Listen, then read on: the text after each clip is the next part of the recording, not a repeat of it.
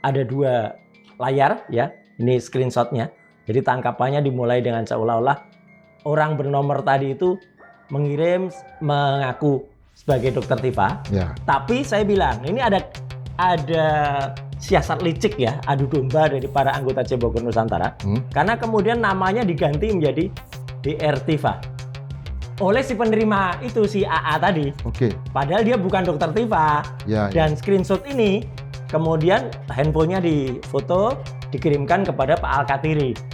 Nah, kemudian saya analisis, saya masukkan si DRI tadi, kalau udah tarik. Makanya saya bilang, harusnya kerjaan kayak gini itu mudah dilakukan oleh Kementerian Komdiji atau oleh Cybercrime. Ketemu kok ini sebenarnya kalau dilacak, diaktifkan di mana, nomor itu di-create kapan, artinya ini dibeli di mana. ini harus dijadikan kasus hukum. Harusnya, tapi kemarin saya dapat konfirmasi dari Pak Alkatiri. Oke.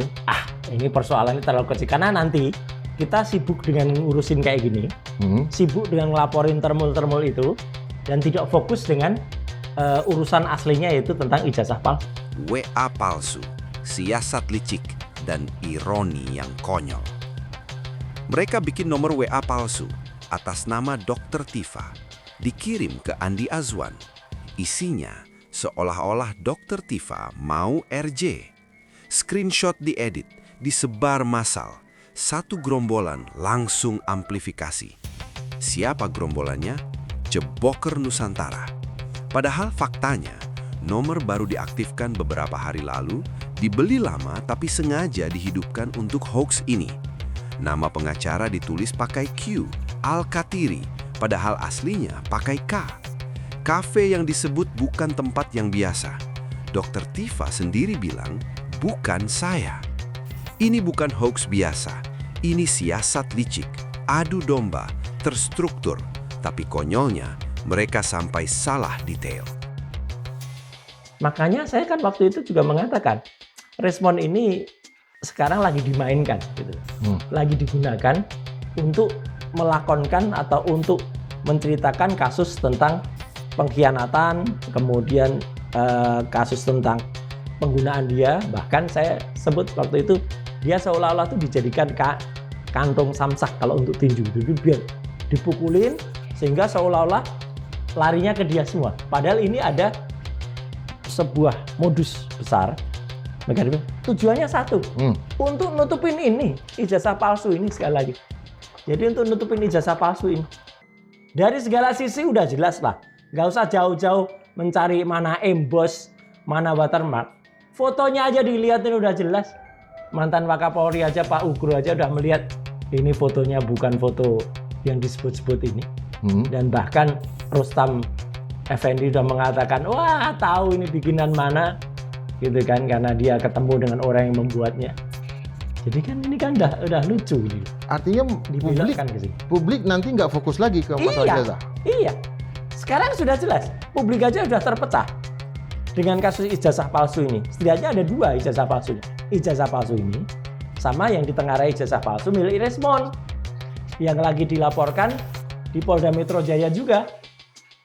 Gitu. Karena kan dia kan tadinya kan disebut-sebut memang ya, kami terus terang kami tidak mengerti ya.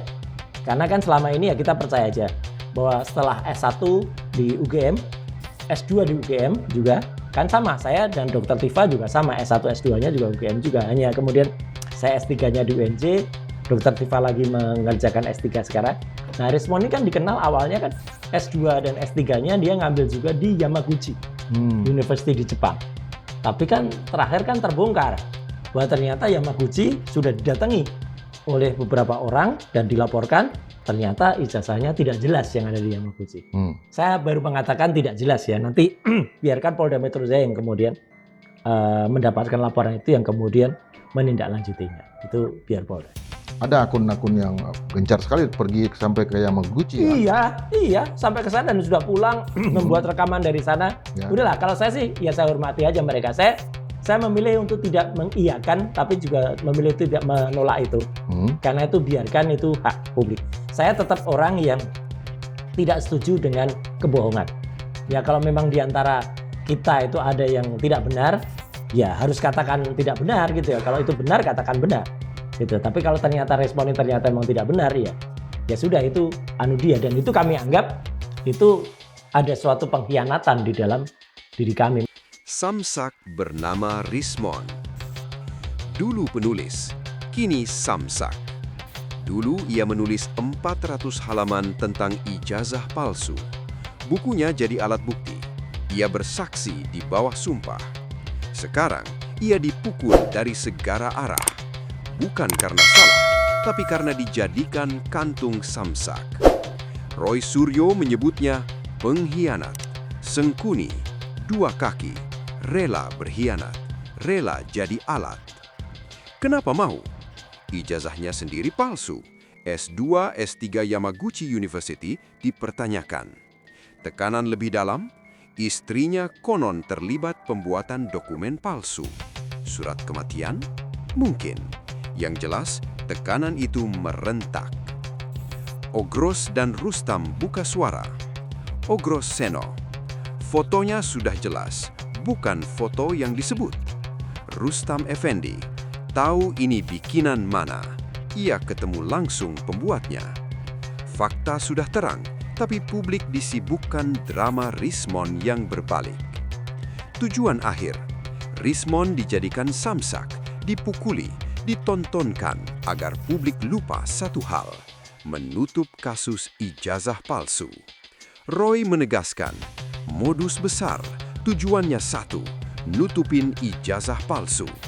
Pertanyaan pokok tak pernah dijawab. Mana ijazah aslinya? Ironi. Para termul bilang Jokowi hadir. Ya udah, jalan aja sampai pengadilan. Mereka siap. Bukti ada. Tapi yang terjadi, yang seharusnya diadili, malah sibuk mengatur strategi. Pecah belah, alihkan, pakai Rismon sebagai tameng. Sidang CLS Solo 8 kali. Ijazah tak pernah dikirim, orangnya tak pernah datang. Kesimpulan, Rismon bukan lagi pejuang, dia korban tekanan, tapi juga alat untuk menutupi sesuatu yang lebih besar. Dua tuyul dapat RJ, tetap teriak, ijazah tetap palsu. Mereka punya nyawa. Rismon, status menggantung. SP3 belum netas, RJ digantung, diancam sampai istri. Ijazah sendiri dipertanyakan, surat kematian jadi senjata. Dari Gibran endgame jadi Rismon endgame. Akhir kata, gengsi ada, takut jelas, bikin hoaks banyak, datang ke pengadilan tidak pernah. Mereka sibuk memukuli Rismon agar publik lupa yang seharusnya diadili adalah ijazah yang tak pernah ditunjukkan. Endgame-nya bukan Gibran, endgame-nya harga diri. Terima kasih sudah menonton. Jangan lupa like, komen, dan subscribe. Sampai jumpa kembali.